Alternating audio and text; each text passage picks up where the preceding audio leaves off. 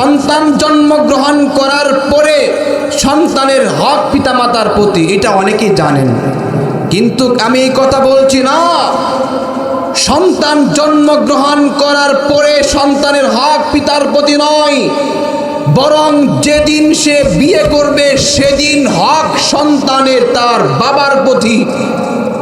কি সেটা হলো, রাসূল বলেছেন তুনকাউল মারআতা, তোমরা একজন স্ত্রীকে একজন মেয়েকে বিয়ে করো চারটা গুণ দেখে। কয়টা গুণ দেখে? চারটা গুণ দেখে। এক নাম্বার, আরবের লোকেরা যেই মেয়েটা সবচেয়ে রূপসী সুন্দরী তাকে দেখে দেখে বিয়ে করত, ঠিক কিনা? কারিশমা, ক্যাটরিনা, অন্যান্য নায়িকাদের মতো সুন্দর সুন্দর চেহারা দেখলেই যে কেউ বিয়ে করে, অথচ সেই আরব আমলের ভিতরে রূপসী মেয়েদেরকে বিয়ে করার জন্য মানুষ পাগল থাকত। দুই নাম্বার, মানুষ বিয়ে করে লিমালিহা, তার মাল দেখে একটা মেয়েকে বিয়ে করে। যেই মাইয়ার মাল আছে, বাপের মাল আছে, ওই মাইয়ার আর কিছু থাক বা না থাক, ওই মাইয়ারে বিয়ে করতেই হইব, ঠিক না বেঠি? হ্যাঁ, এক নম্বর কি বললাম? মালিহা, তার মাল। দুই নম্বর কি বললাম? জামালিহা, কোনো একটা মেয়ের জামাল সৌন্দর্য দেখে। তিন নম্বর কি বললাম? রাসূল আকরাম সাল্লাল্লাহু আলাইহি ওয়াসাল্লাম বলেন ওই ব্যক্তির নাসাবিহা, নসব দেখে, বংশ দেখে মেয়েকে বিয়ে করা। আর তিনটা গুণ দেখে আরব আমিরাতের ওই মেয়েরা তখন আইয়ামে জাহিলিয়াতে মানুষ বিয়ে করত। আল্লাহর পয়গম্বর বলেন এই তিনটা জিনিসের সাথে আরেকটা জিনিস অ্যাড করো, সেটা হলো দীনিহা। সর্বশেষ যেই কথাটাকে বললেন আল্লাহর পয়গম্বর বললেন এই লাস্টের কথাটাকে ফার্স্টে নিয়ে আসো।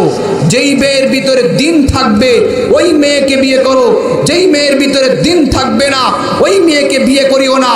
কারণ বদ্দিনী যেই দাইয়ুস যেই মহিলা আছে, এই দাইয়ুস মেয়েকে বিয়ে করলে তোমার গর্ভে থেকে যে সন্তান আগমন করবে মায়ের পেটে, ওই সন্তান মার মতো দাইয়ুস হবে।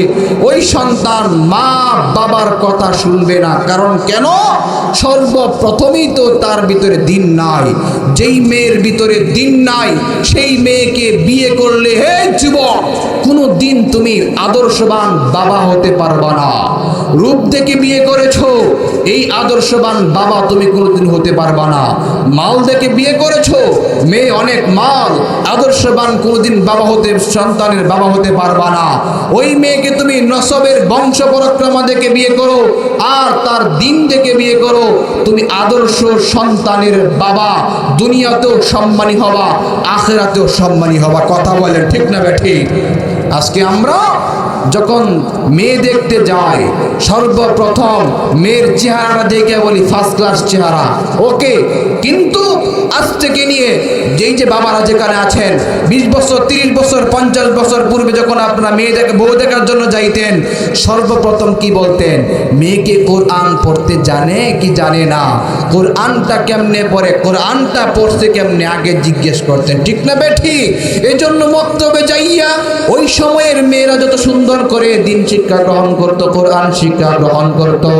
স্বামীর সেবা কেমনে করতে হয়, শ্বশুরের সেবা কেমনে করতে হয়, শাশুড়ির সেবা কেমনে করতে হয়, কার হক কি আছে সে যখন জানলো, সন্তানের হক কি, স্বামীর হক কি, তার বাবার হক কি, তার মায়ের হক কি, তার আত্মীয় স্বজনের হক কি, পাড়া প্রতিবেশীর হক কি, এই হকগুলা যখন ওই মেয়েটা জানতে পারলো, ওই মেয়েটা যখন ঘরের ভিতরে আসলো, ওই এলাকার ভিতরে শুধু ঘরটা রহমতের বাগান নয়, বরং একটা মেয়ে একটা এলাকার জন্য রহমত হয়ে যায়। কথা বলেন ঠিক না ঠিক? ওই মেয়েটা আসার কারণে এলাকার ভিতরে পরিবর্তন হয়ে যাইতো।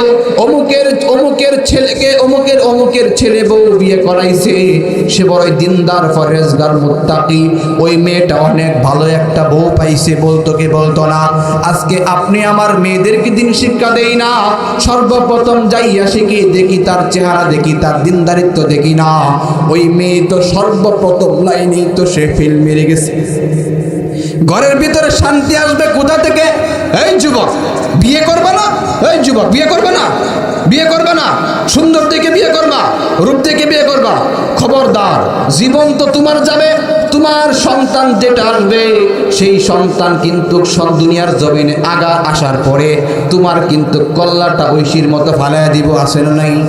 ওই মেয়ে তখন দিনদার হবে না, ওই ছেলে তখন দিনদার হবে না, বাবাকেও মানবে না। যখন দেখবে তার মা স্বামীকে সম্মান করে না, ওই সন্তান তখন বাবাকেও সম্মান করবে না, মাকেও সম্মান করবে না। কথা বলেন ঠিক না বেঠিক? আর ওই মেয়ে ওই ছেলে অবাধে চলাফেরা করবে, অবাধে চলাফেরা করবে, যত গুনাহ করবে সব গুনাহ আপনার আমল নামার ভিতরে চলে আসবে।